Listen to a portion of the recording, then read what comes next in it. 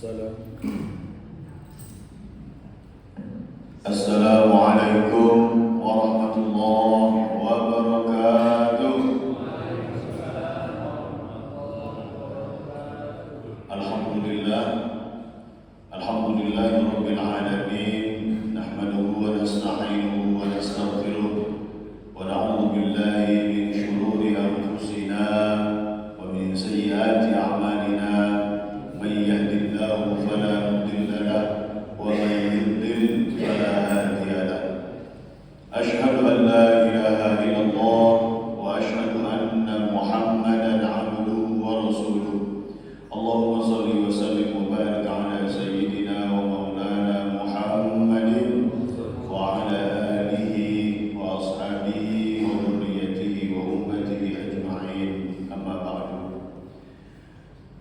Al-mukarramun wal muhtaramun, para kiai, para asatidz, para sesepuh, para tokoh masyarakat yang hadir di majelis yang mulia ini, para jamaah kuliah subuh yang insyaallah kita semuanya terus semoga diberi kesehatan oleh Allah Subhanahu wa taala, diberi umur yang panjang untuk taat kepada Allah, istiqomah dalam kebaikan, istiqomah dalam salat, istiqomah dalam zakat, dan semoga kita semuanya husnul khotimah. Amin. Amin ya rabbal alamin. Hadirin yang dimuliakan Allah, perkenankan saya untuk kembali melaksanakan amanat dari DKM untuk menyampaikan kajian tafsir Imam Mutawalli Sya'rawi, yang mana pada kesempatan kali ini alhamdulillah kita akan bersama-sama tadabbur bersama, mengkaji bersama surah Al-Bayyinah. Bapak-bapak, ibu-ibu yang dimuliakan Allah, setelah 3 surat sebelumnya kita terus diingatkan oleh Allah tentang hari akhir, yaitu Al-Qari'ah, Al-'Adiyah, dan Al-Zalzalah. Sekarang kita masuk dalam 3 surat yang sama-sama berkaitan. Surat ini adalah surah Al-Bayyinah, setelah itu nanti Al-Qadar, dan setelah itu nanti Al-Alaq. Al-Qadar, Al-Alaq, dan Al-Bayyinah adalah satu komponen di mana Allah ingin menggambarkan bahwasannya Allah menurunkan Al-Quran di surah Al-Alaq, kemudian kapan Allah turunkan di surah Al-Qadar, dan apa isi dari Al-Quran itu adalah di surah Al-Bayyinah. Oleh karena itu hadirin yang dimuliakan Allah, Al-Bayyinah ini adalah salah satu surat yang sangat-sangat pokok di dalam Al-Quran, karena di dalamnya akan menyampaikan tentang ajaran-ajaran Allah sejak zaman dulu sampai sekarang. Poin-poin utamanya ternyata memang sama. Allah kaedahnya dan tata caranya sama sejak zaman awal sampai zaman Nabi Muhammad dan kita sebagai umatnya. Poin-poin utamanya sama. Oleh karena itu hadirin, marilah kita sama-sama berniat dengan ikhlas karena Allah untuk tadabburi Al-Quran ini, yang semoga ini sebagai salah satu tanda kita cinta kepada Al-Quran dan tanda kita sedang memuliakan Al-Quran. Semoga Al-Quran menjadi hujjatan lana wala hujjatan alaina insyaallah. Amin. Amin ya rabbal alamin. Allah mengawali surah Al-Bayyinah dengan cerita bagaimana orang-orang yang telah diberi wahyu sebelum Nabi Muhammad, yaitu Ahlul Kitab, dengan kalimat A'udzubillahi minasyaitonir rajim. Bismillahirrahmanirrahim. Lam yakunil ladzina kafaru min ahlil kitab wal musyrikin munfakin hatta ta'tiyahumul bayyinah. Kita awali dengan membahas satu-satu perkata, yaitu Ahlul Kitab. Ahlul Kitab disepakati oleh ulama adalah kaum yang sebelumnya mendapatkan kitab Allah, kitab suci Allah, tidak lain adalah kaum Yahudi dan kaum Nasrani. Dan setelahnya Allah sebutkan musyrikin, berbeda dengan ahlul kitab. Orang yang musyrik digolongkan kepada orang yang di luar dua kaum ini, yaitu kaum Yahudi dan kaum Nasrani. Apa saja, baik penyembah berhala, baik penyembah api yaitu Majusi dan selainnya, itu disebut sebagai kaum musyrikin.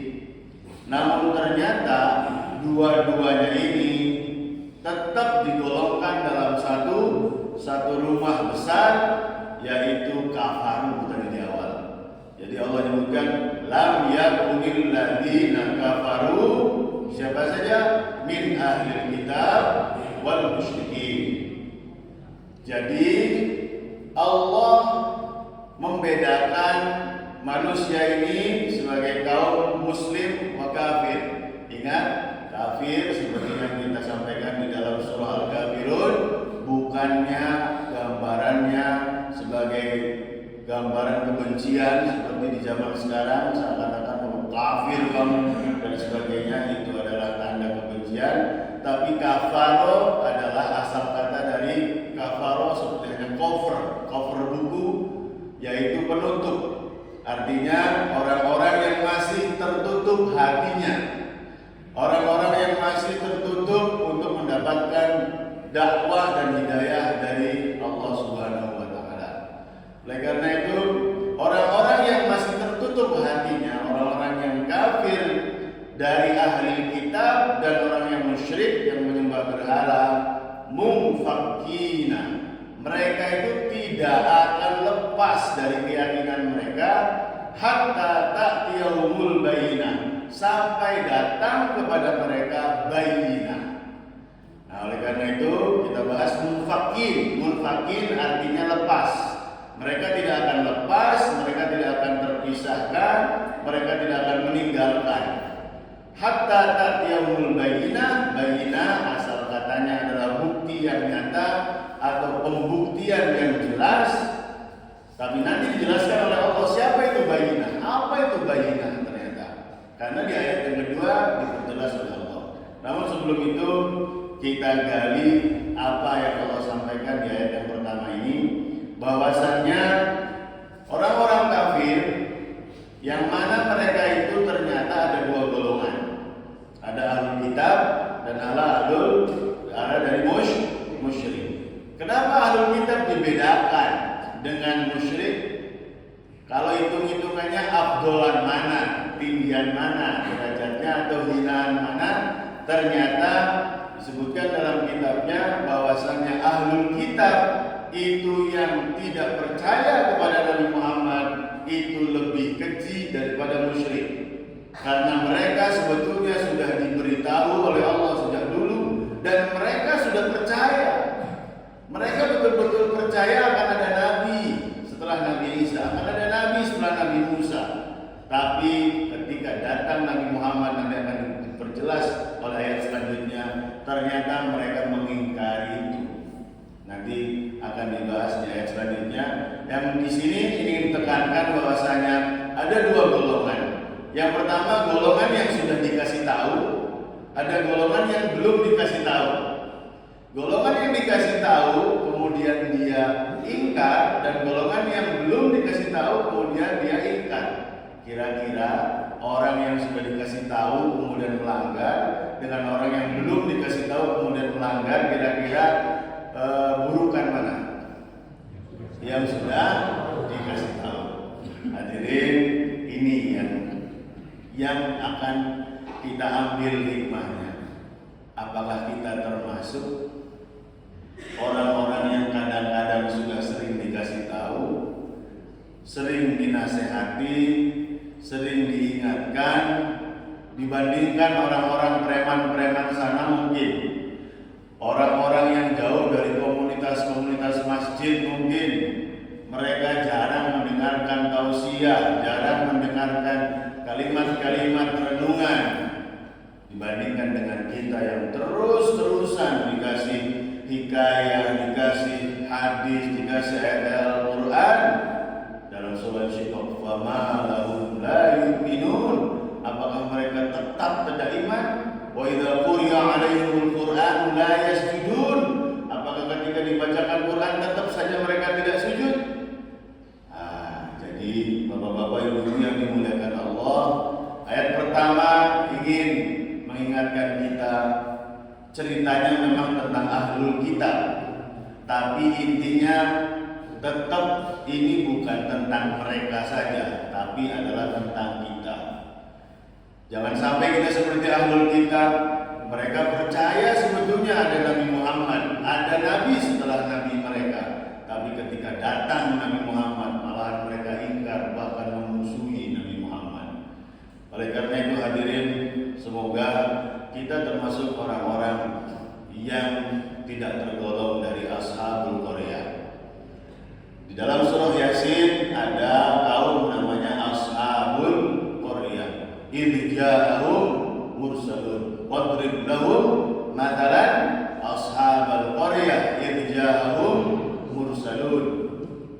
Ashabul qaryah adalah kisah di zaman Nabi Isa, tempatnya di Tokiyah namanya. Itu adalah kaum yang Allah ceritakan kepada kita saking bandelnya. Allah mengirimkan kepada mereka utusan-utusan Allah. Wadrib lahum mathalan ashabal qaryah idh ja'ahum mursalun idh arsalna ilaihim itsnaini fakadzabuhuma wa 'azzazna bitsalits faqalu innama nahnu mursalun. Kami kirim kepada mereka sampai langsung 2 utusan Allah, fakadzabuhuma, tapi mereka mendustakan utusan Allah itu. Fa'azzazna bitsalits, kami datangkan lagi penasehat yang ketiga, tapi mereka tetap ingkar. Bahkan ya setelahnya mereka menyepelekan 3 orang utusan Allah itu. Hadirin, ini bukan tentang ashabul qaryah, ini adalah tentang kita, tentang ahlul kitab, tentang kita secara teologi kita bukan ahlul kitab, tapi secara kelakuan bisa jadi naudzubillah kita termasuk orang-orang yang susah sekali dinasihati. Hati kita kadang-kadang terlalu berat, terlalu keras untuk menerima masukan-masukan orang lain. Kepala kita, otak kita terlalu keras kadang-kadang untuk menerima masukan-masukan dari orang lain. Bahkan kadang-kadang kita pilih-pilih omongan siapa dulu yang saya terima. Kadang-kadang kalau ada orang yang ngomong tapi statusnya masih jauh di bawah kita, ekonominya masih jauh di bawah kita, kadang-kadang kamu urusin diri kamu saja dulu, nggak usah urusin saya dan seterusnya.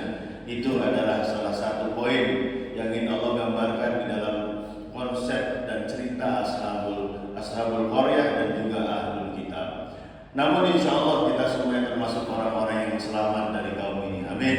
Karena kita bukan ahlul kitab, karena kita bukan musyrik, tapi kita adalah umat Nabi Muhammad sallallahu alaihi wasallam. Bersyukurlah karena kita tidak termasuk dari 2 kaum yang luar biasa hina ini. Dan mereka di ayat yang pertama Allah ingin gambarkan mufakkin, tidak mungkin mereka itu percaya, melepaskan kebiasaan-kebiasaan akidah mereka dan kebiasaan kehidupan mereka hatta ta'tiyahumul bayyinah. Dan setelahnya apa kata Allah? Rasulun minallah yatslu suhufan mutahharah. Nah, inilah penjelasan selanjutnya yang memperjelas ayat yang pertama. Yang disebut bayyinah adalah Rasulun minallah. Jadi bayyinah itu sendiri sebetulnya makna awalnya adalah ya Nabi Muhammad sallallahu alaihi wasallam. Yang mana yatslu suhufan mutahharah, yang beliau membacakan kepada kita suhuf atau kitab-kitab mutahharah yang suci, yang bersih dari apa? Dari kepalsuan, dari keburukan dan sebagainya. Itu terjemah secara singkatnya. Mari kita sama-sama kembali mencoba untuk menggali apa sebetulnya Allah ingin gambarkan kepada kita. Hadirin yang dimuliakan Allah, abad ke-6 di dalam berbagai sejarah disebutkan, termasuk dalam kitab Imam Mutawatir Syarawi sampai satu halaman menceritakan tentang abad ke-6 Masehi. Memang abad di situ adalah abad di mana sudah 600 tahun Allah tidak turunkan lagi nabi. Jadi di saat itu, pada saat itu kaum manusia memang betul-betul sangat jauh dari Allah Subhanahu wa Ta'ala. Hanya sedikit sekali orang-orang yang masih mengikuti jalur yang disampaikan oleh nabi-nabi sebelumnya. Oleh karena itu memang sebuah anugerah di saat itu dan sampai sekarang adanya Rasulullah Sallallahu Alaihi Wasallam. Rasulullah Sallallahu Alaihi Wasallam adalah bayyinah itu sendiri.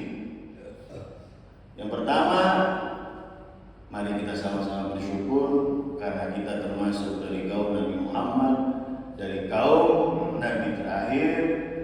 Tidak kita minta, tidak kita request kepada Allah. Kalau kaum Nabi Musa request, mungkin mereka inginnya menjadi kaum Nabi Muhammad. Tapi kita, alhamdulillah, kita terpilih menjadi umatnya Nabi Muhammad yang baik, insya Allah. Amin. Dan ayat ini ingin menggambarkan betapa agungnya Nabi Muhammad. Jadi Rasulullah Shallallahu Alaihi Wasallam ingin diperjelas oleh Allah adalah anugerah untuk alam semesta ini. Anugerah bukan hanya untuk satu kaum, karena nabi-nabi sebelumnya diutus untuk satu kaum saja. Nabi Musa, Nabi Isa, Nabi Daud dan seterusnya itu diutus hanya satu kaum. Tapi khusus Nabi Muhammad rahmatan lil alamin. Illa rahmatan lil alamin, alam semuanya diutus untuk alam. Dan terbukti mungkin 15 abad yang lalu tidak kebayang agama Islam bisa sampai ke Asia Tenggara, bisa sampai seperti sekarang, yang memilih orang-orang yang hidup saat ini adalah beragama Islam. Itu mungkin tidak kebayang saat itu, tapi ini bukti. Nah, oleh karena itu hadirin, Allah ingin membuktikan bahwasanya bayyinah sebagai bukti Allah adalah adanya Rasul. Buktinya adanya Allah adalah adanya Rasul. Buktinya Rasul itu adalah utusan Allah. Yang pertama, Rasulullah Sallallahu Alaihi Wasallam adalah seorang anak yang yatim piatu, yang jauh dari proses belajar mengajar, yang jauh dari bagaimana seperti kita ini kuliah, sekolah dan sebagainya.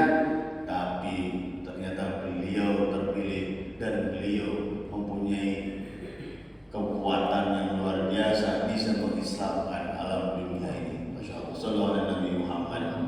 Karena apa? Karena Allah Subhanahu wa Ta'ala. Kalau dihitung secara logika manusia, memang Nabi Muhammad adalah manusia, walaupun basyarun lakan basyar, manusia yang memang tidak seperti kita ini.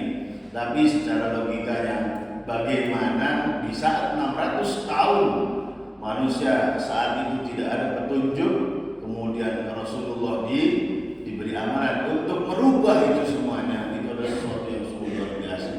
Kita saja kadang-kadang di dalam sebuah komunitas ada hal-hal yang buruk, satu saja yang biasanya nggak jamaah, kita ajak untuk jamaah. Sudah biasa sholat, kita ajak jamaah, itu susah. Ada orang yang sudah biasa sholat tidak berjamaah, kita ajak jamaah susah. Orang yang diajak sholat, tapi ini bukan hanya kelas ini mengajak untuk agar pindah dari kebiasaan sebelumnya. Ini hal yang luar biasa. Tapi luar biasa, Allah lah yang menentukan itu semuanya. Yadkhuluna fi dinillahi afwaja, dan akhirnya sampai ke kita. Oleh karena itu hadirin, Rasul dalam ayat ini adalah sebagai penjelas bahwasanya bayyinah itu Rasul. Dan apa yang dibawa Rasul, dan ini juga sebagai bayyinahnya, diteruskan. Jadi tidak hanya satu. Rasul sebagai manusia yang akhlaknya adalah Al-Quran dan juga suhufan mutahharah dan Quran itu. Nah hadirin, ini mengingat lagi buat kita. Satu, bagaimana hubungan kita dengan Rasulullah. Yang kedua, bagaimana hubungan kita dengan apa yang dibawa Rasulullah, yaitu Al-Quran.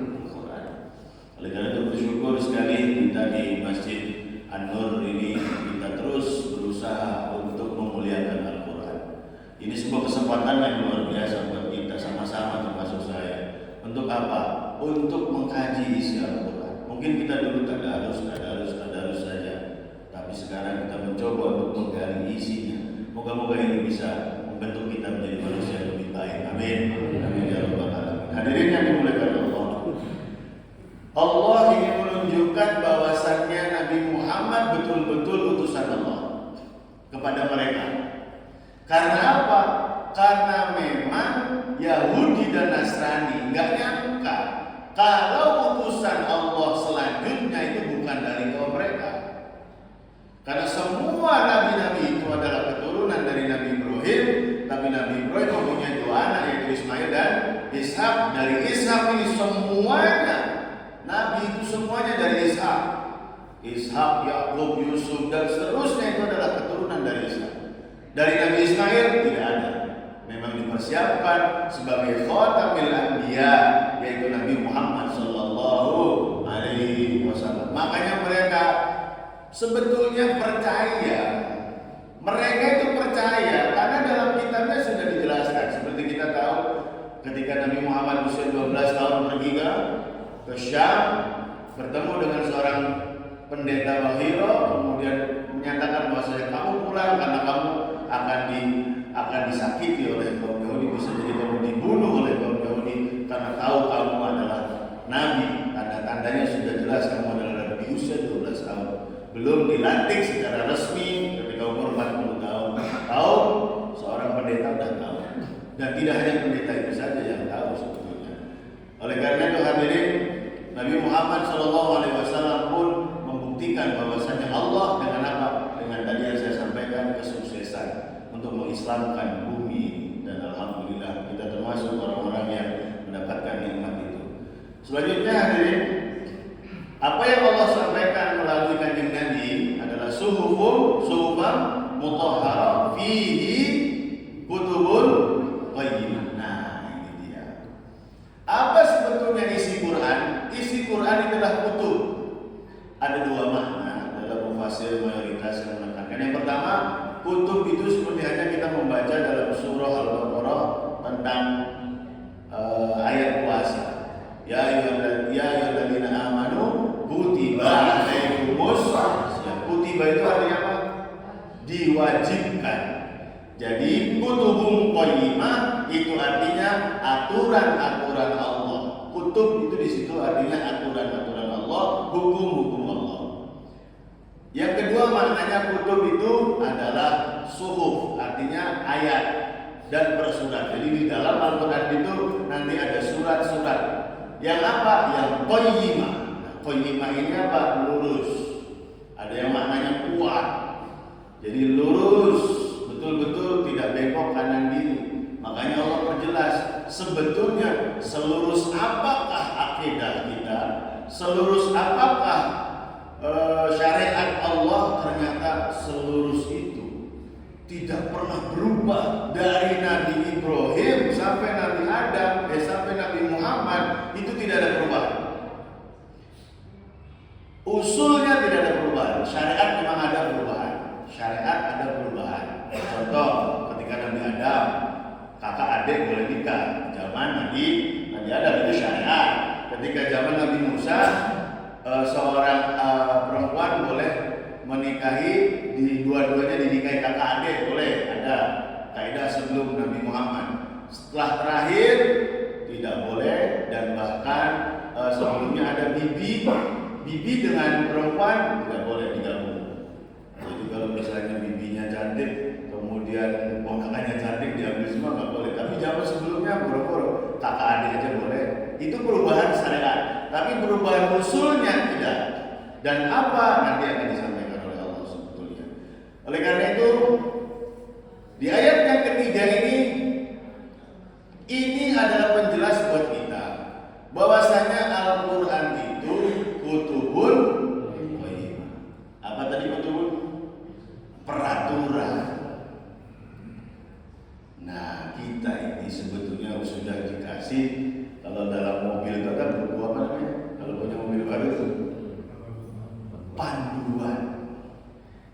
ini jubro dari rahim orang tua, kita udah dikasih buku panduan.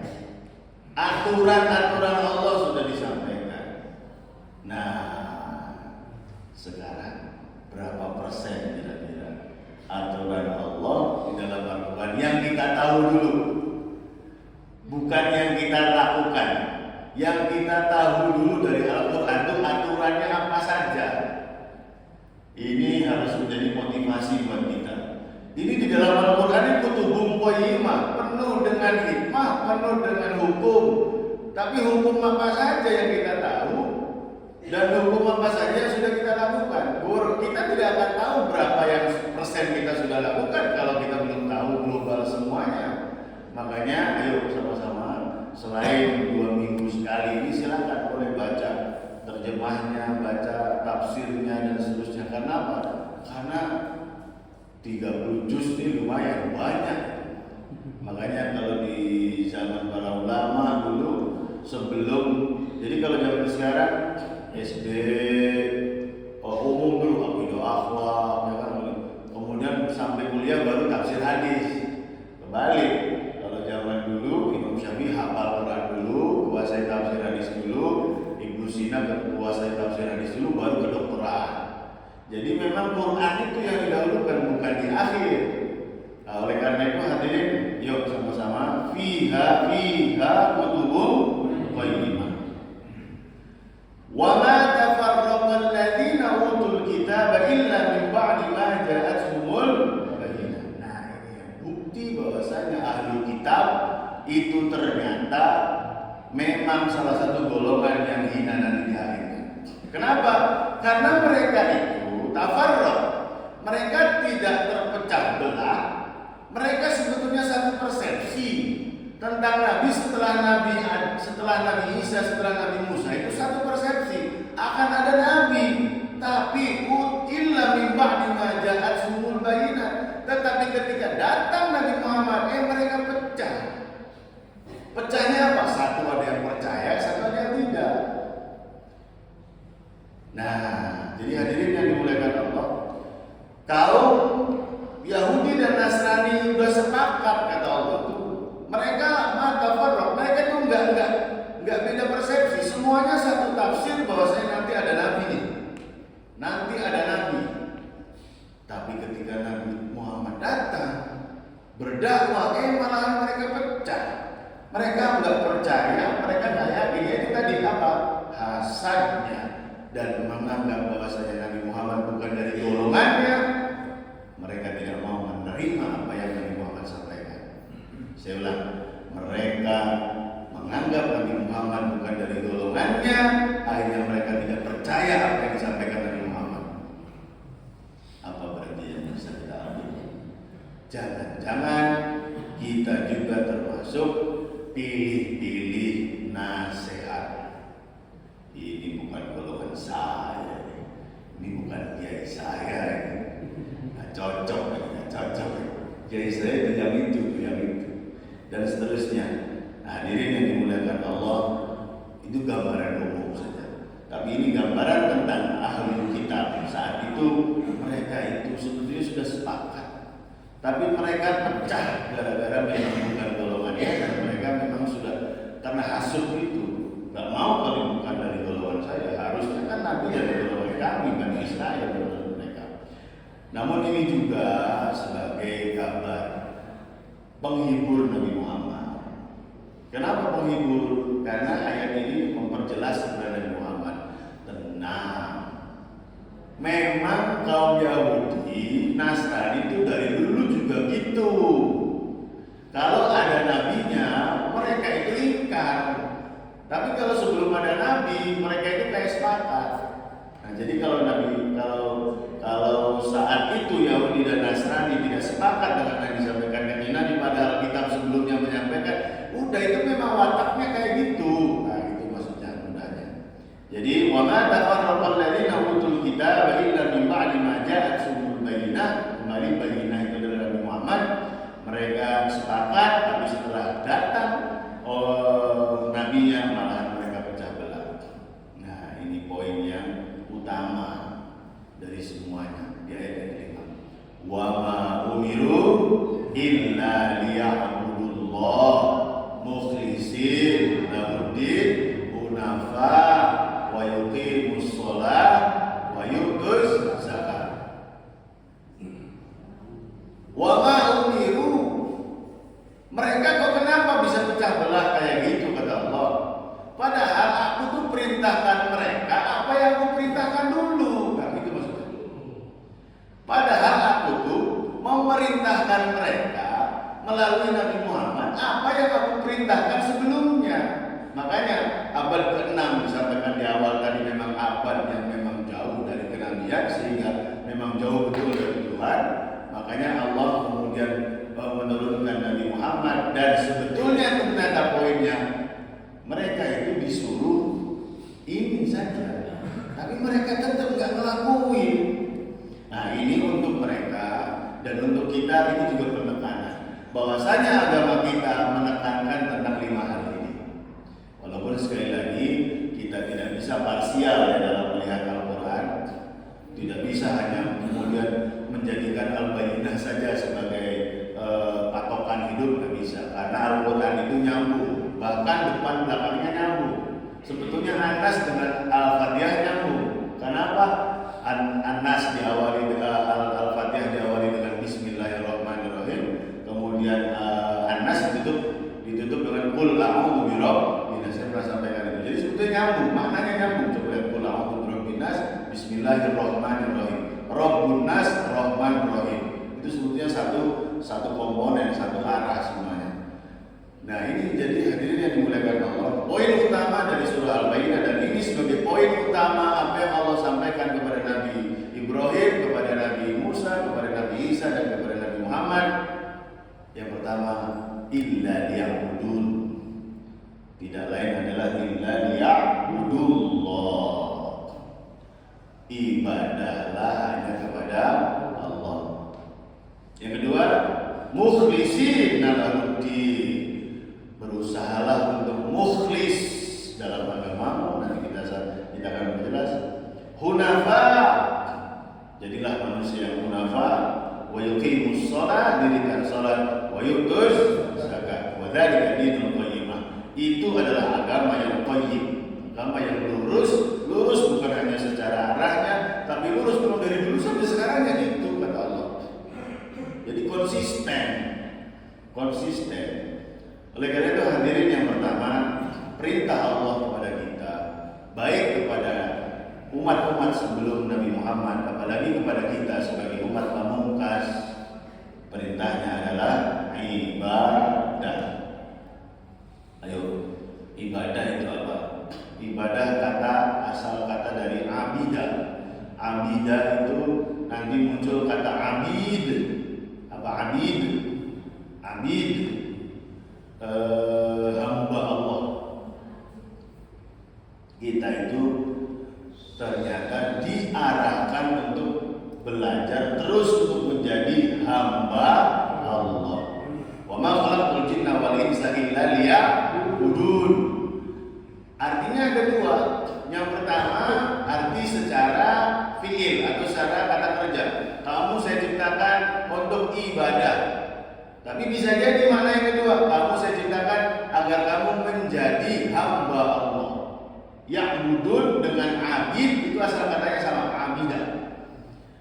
Oleh karena itu hadirin, kalau kita memperjelas kembali sebetulnya ibadah itu apa, kita bisa ambil dari asal katanya tadi, abidah. Kita ini adalah hamba Allah. Hamba itu bahasa yang mungkin lebih ringan atau lebih halus. Kalau bahasa kasarnya budak. Kita ini budak, tapi bukan budak bahasa Sunda ya. Budak itu adalah makhluk yang kalau zaman dulu itu manusia itu budaknya orang lain bisa diperjualbelikan seperti Bilal bin Rabah. Nah, hadirin, kita ini sebetulnya adalah budaknya Allah. Apa sih konsistensi budaknya Allah? Apa konsekuensi budaknya Allah itu apa? Apa kriterianya apa? Kalau kita ingin belajar menjadi budaknya Allah, Ustaz, saya juga hamba Allah. Saya sering dengar orang sedekah hamba Allah. Yang hanya disebut hamba Allah oleh Allah itu cuma satu, Nabi Nabi Muhammad Sallallahu Alaihi Wasallam. Kita saja yang ngaku-ngaku hamba Allah. Subhanalladzi asra bi 'abdihi. Abdun itu hanya Nabi Muhammad. Kita berusaha untuk menjadi Abdullah. Apa konsekuensinya sebagai Abdullah? Satu, kalau seorang budak kepada tuannya, dia itu taat. Taat seorang budak. Nah, dia memang kayak piaraan lah, harus taat. Yang kedua, patuh. Waduh, maksud apa bedanya? Nah, kita akan disampaikan. Yang ketiga apa? Seorang budak tidak akan bisa makan kecuali dari majikannya. Nggak bisa dia sambilan gitu. Kalau budak nggak kayak kita kerja di perusahaan kemudian bisa kerja di tempat lain. Kalau budak itu ya makannya dari majikannya saja. Ada 3 hal minimal: taat, patuh, hanya menyandarkan diri kepada majikan tersebut. Nah, yang pertama ini adalah taat. Apa taat? Taat itu artinya melaksanakan perintah Allah, melaksanakan perintahnya. Itu artinya taat, melaksanakan perintah majikan. Jadi pertanyaannya, untuk menuju proses kita menjadi hamba Allah adalah bagaimana proses kita taat kepada Allah. Ayo sama-sama. Perintah Allah ini sudah kita lakukan berapa persen selama proses kehidupan ini? Silakan, rapotnya punya masing-masing. Dan umur terus berjalan. Kalau misalnya dulu kita masih muda, kita masih santai-santai saja, sholat sunnah ya ala kadarnya, sedekah ya ala kadarnya, dan seterusnya. Nah, ini harus menjadi bagian dari kita. Yang kedua, patuh. Patuh apa sih bedanya dengan taat? Kalau patuh melaksanakan perintah Allah. Kalau taat melaksanakan perintah Allah. Kalau patuh konsepnya gini. Ketika kita adalah sebagai bawahan, disuruh oleh atasan kita, kamu saya posisikan di sini, itu patuh. Siap, komandan. Nah, itu namanya patuh.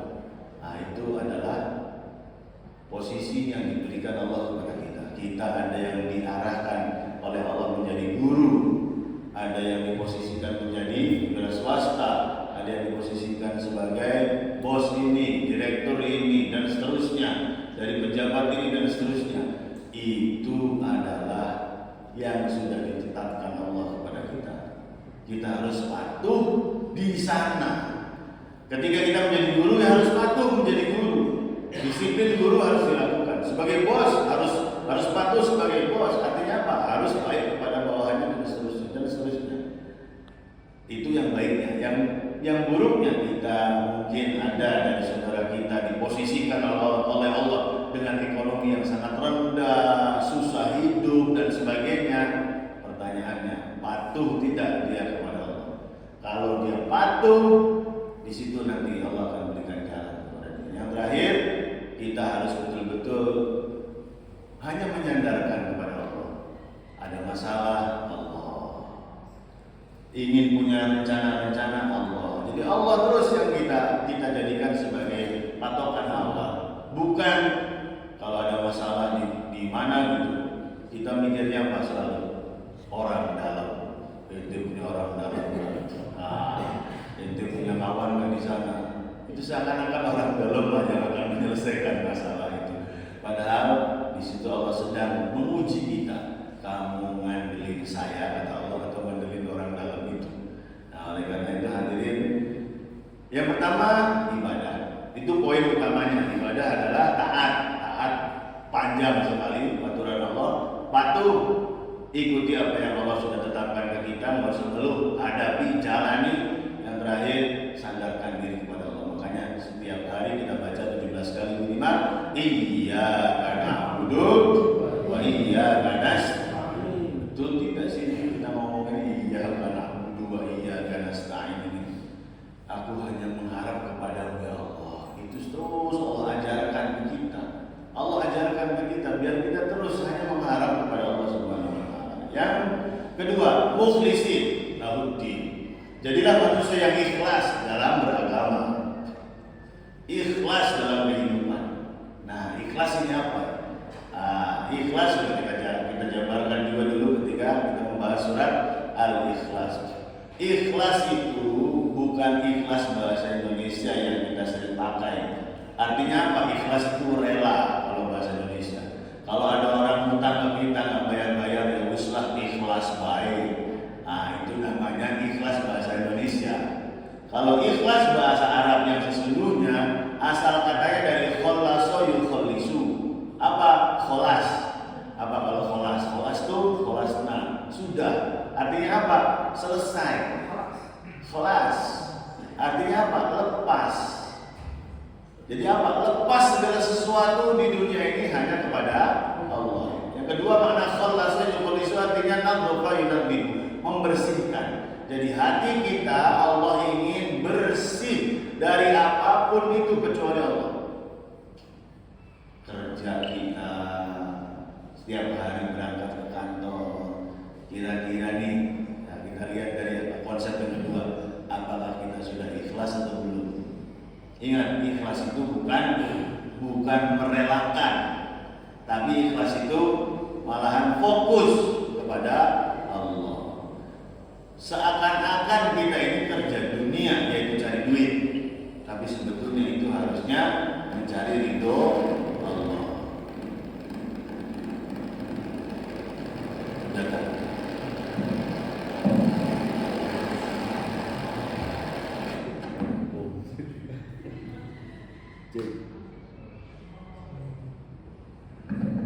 Cek, ya. Jadi yang kedua adalah ikhlas. Apa ikhlas? Membersihkan tujuan kita. Datang ke sini kira-kira karena nggak enak mau ketua DKM atau memang karena lillahi ta'ala. Nah, kemudian tentang lillahi ta'ala ini memang ada macamnya nih. Usolli fardhu subhi lillahi ta'ala. Karena Allah. Saya pernah sampaikan karena Allah itu maksudnya apa? Saya sholat karena Allah itu maksudnya apa? Apa? Saya pernah dulu waktu masih muda tuh belajarlah mencintai orang karena Allah. Cintailah karena Allah. Saya bingung mencintai calon istri saya karena Allah itu gimana caranya? Mencintai karena Allah, karena sering disebut-sebut cintailah karena Allah. Saya bingung itu gimana cinta karena Allah? Kan kita lihat wajahnya dulu. Gimana caranya cinta karena Allah? Nah, ternyata akhirnya saya ketahui ilmunya. Lillah itu ada 3. Jadi tidak bisa kita dengan konsep satu konsep. Lillah itu ada 3. Satu, pernah saya sampaikan. Saya sholat lillahi ta'ala yang pertama. Kenapa? Karena saya takut masuk neraka. Itu sudah lillah belum? Sudah lillah. Allahu Akbar, ya Allah, jangan sampai saya masuk neraka. Lillah. Jadi sudah karena Allah nih. Yang kedua, apa? Allahu Akbar, lillah apa? Saya pengen dapat pahala biar masuk surga. Loh, Pak Ustaz memang beda nih. Takut neraka dengan mau ke surga jauh. Orang yang hanya sholat karena takut neraka, mayoritas dia itu sholatnya seadanya karena yang penting sholat. Tapi kalau orang yang tahap yang kedua, dia itu betul-betul melaksanakan semua rukun sholat karena dia tahu di dalam rukun sholat ini adalah pahala. Jadi sujudnya khusyuk, itu pahala di situ. Jadi bukan subhanallah yang penting dia masuk neraka saya. Sampai wudhunya saja itu dia hati-hati gitu, karena di situ ada pahala. Itu sudah lillah. Nah, tapi lillah yang paling tinggi ini dia. Inna a'tayna al-kautsar fasholli li rabbika wanhar. Ternyata kita itu disuruh sholat dengan apa? Dengan mengingat nikmat Allah. Jadi apa itu? Jadi kita disuruh sholat karena apa? Karena nikmat Allah sudah begitu banyak. Maka sholatlah. Itu ternyata yang paling tinggi. Maksudnya apa? Kita sholat bukan karena takut, bukan karena PDKT. Kalau bahasa kita bukan karena PDKT cari muka Allah, tapi yang ketiga, kita itu sholat karena syukur.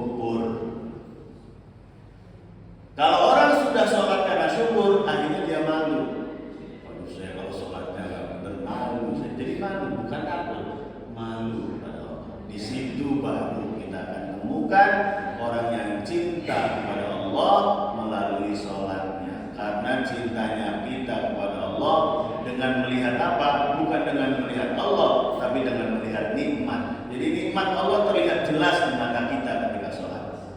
Nah itulah, oleh karena itu hadirin mukhlishina lahud din. Ayo kita sama-sama jadikan kerja kita apa berarti? Niat karena Allah. Niat Allah, niat karena Allahnya apa? Yang kedua minimal apa? Cari pahala. Jadi kerja kita itu cari pahala. Makanya man a'ta wattaqa wa saddaqa bil husna. Itu 3 rangkaian luar biasa. A'ta, berpikir terus untuk memberi. A'ta, memberi. Jadilah manusia yang bermanfaat. A'ta. Lanjut hadirin yang dimuliakan Allah, selanjutnya hunafa. Yang ketiga hunafa. Ternyata susah-susah nih. Yang kedua tadi apa? Ikhlas. Yang pertama tadi apa? Ibadah, menjadi hamba Allah. Yang ketiga hunafa. Hunafa itu secara mudahnya artinya istiqomah. Kalau makna secara terjemah memang kadang-kadang ada yang berbeda. Disebutkan di surah Hanif. Hanif itu kasih sayang dengan sesama. Orang Hanif kasih sayang kepada sesama. Tapi kalau dilihat, kalau dia kasih sayang kepada sesama, nanti makna zakatnya akan jauh. Jadi karena zakat itu sebetulnya pengegawantahan kasih sayang kepada sesama. Makanya Hanif itu adalah istiqomah dalam tafsir yang diambil dalam kitab saya. Jadi ibadah tidak cukup, ikhlas tidak cukup kalau sesaat. Ibadahnya baca Quran sampai 10 juz, tapi besoknya sehari apa nggak baca-baca. Jadi ternyata ilmu yang ketiga itu adalah istiqomah. Sekali lagi, ini bukan yang Kanjeng Nabi sampaikan ke kita saja, tapi ini yang disampaikan kepada nabi-nabi sebelumnya.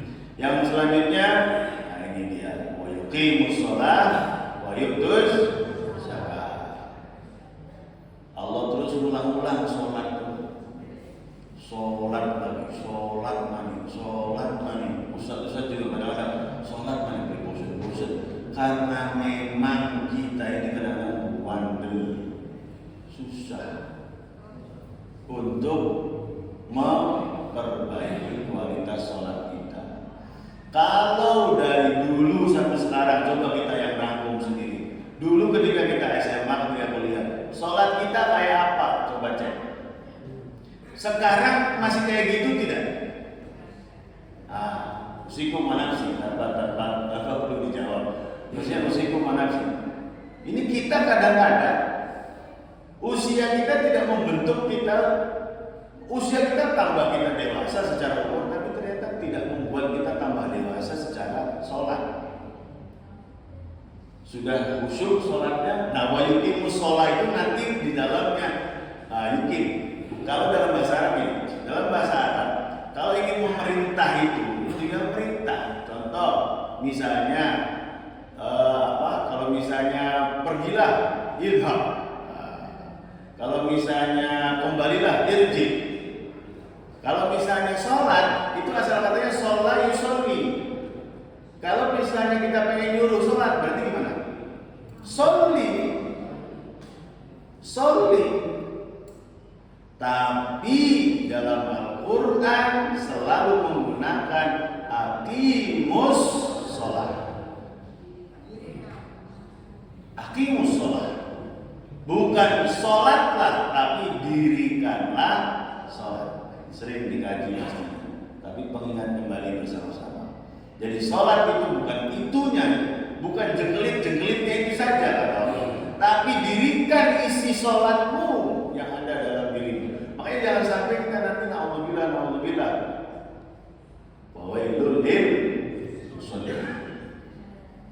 fawailul lil musallin alladzina hum an sholatihim sahun. Allah wa yuqimu shalah wa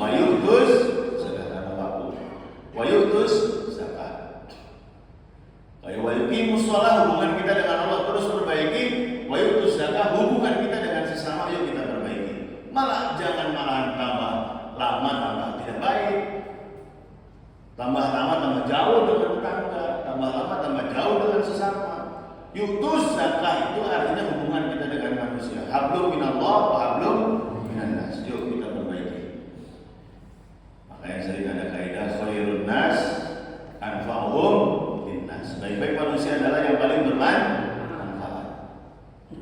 Manfaatkan diri kita. Makanya kalimat tadi akto wattaqo, akto memberi.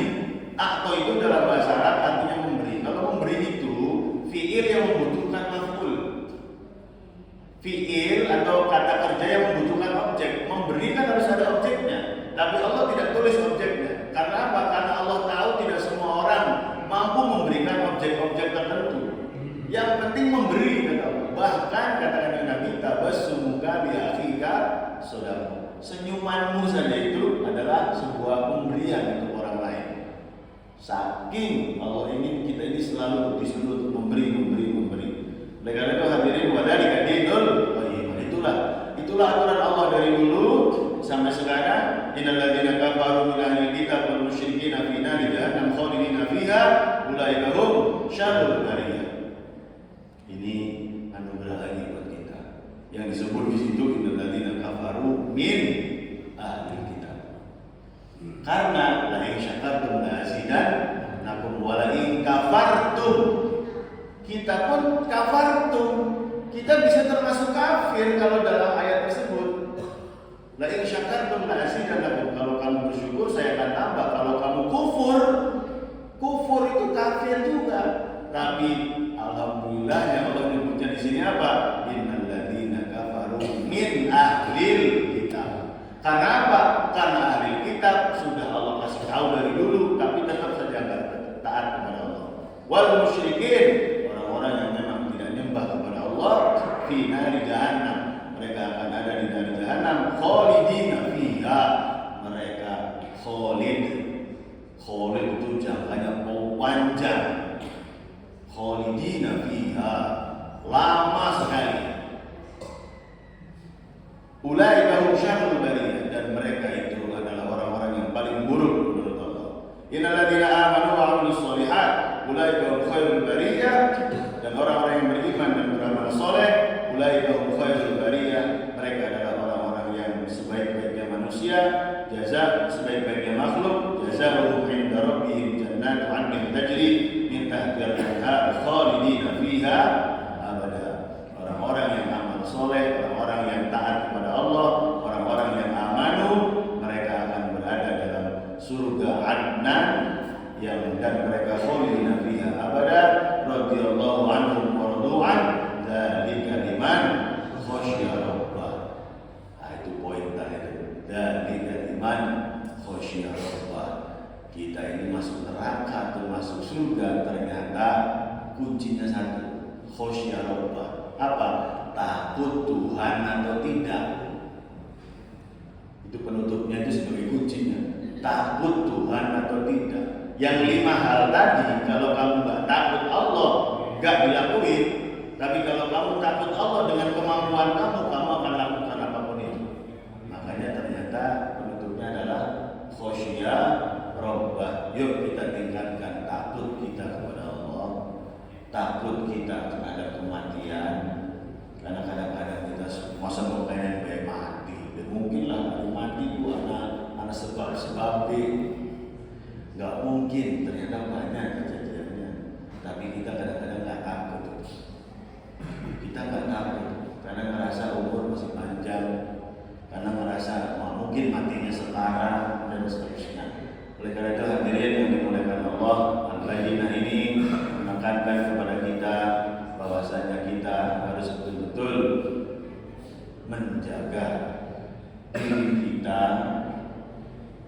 untuk terus berhubungan baik dengan Allah, dengan Rasulullah, dan dengan Al-Quran.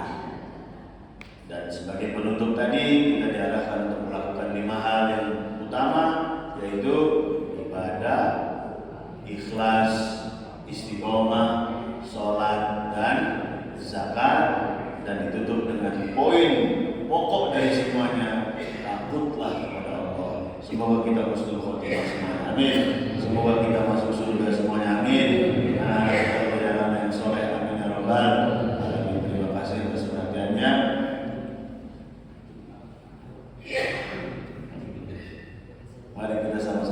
berdoa semoga kita semuanya terus diberi keistiqomahan, kebersihan hati untuk menerima nasihat-nasihat dari Allah, terus diberi kekuatan untuk selalu ibadah kepada Allah dan bersyukur kepada Allah, dan semoga kita semuanya mempunyai hati yang soleh. Amin. Amin ya rabbal alamin. Allahumma shalli wa sallim wa barik ala sayyidina wa maulana Muhammad wa sallim ala tabaraka wa ta'ala kulli sahabatin Rasulillah ajma'in. Amin. Allahumma ighfir lana dhunubana, Allahumma ighfir lana dhunubana wa liwalidina warhamhum kama rabbawna shighara. Allahumma ighfir lana dhunubana wa dhunuba a'yunina wa dhunuba alsinatina wa dhunuba aydina wa dhunuba qulubina ya rabbal alamin. Rabbana tahhir qulubana ya Allah, Rabbana tahhir qulubana minan nifaq, Rabbana tahhir qulubana minar riya, Rabbana tahhir qulubana minal hasad, Rabbana tahhir qulubana minal ma'asi, Rabbana tahhir qulubana ya rabbal alamin. Rabbana waj'alna muqimas shalah ya Allah, Rabbana waj'alna muqimas shalah, Rabbana waj'alna muqimas shalah, Rabbana waj'alna min dhurriyyatina talamidatina wa jama'atina hada min ahli al-ilmi, ahli al-ibadah, ahli shalah, ahli zakah, ahli al-khair, ahli al-Qur'an ya rabbal alamin. Rabbana taqabbal du'ana innaka antas samiul alim wa tub 'alaina innaka antat tawwabur rahim. Rabbana atina fid dunya hasanah wa fil akhirati hasanah wa qina adzaban nar. Subhana rabbika rabbil izzati 'amma yasifun, salamun 'alal mursalin, walhamdulillahi rabbil alamin. Al-Fatihah. A'udzu billahi minasyaitonir rajim. Bismillahirrahmanirrahim. Alhamdulillahi rabbil alamin. Ar-Rahmanir Rahim. Maliki yaumiddin. Iyyaka na'budu wa iyyaka nasta'in. Ihdinas siratal mustaqim. Siratal ladzina an'amta 'alaihim ghairil maghdubi 'alaihim waladdallin. Terima kasih atas perhatiannya. Maaf apabila ada hal-hal yang tidak benar. Allahumma muwaffiq ila aqwamit thoriq. Assalamualaikum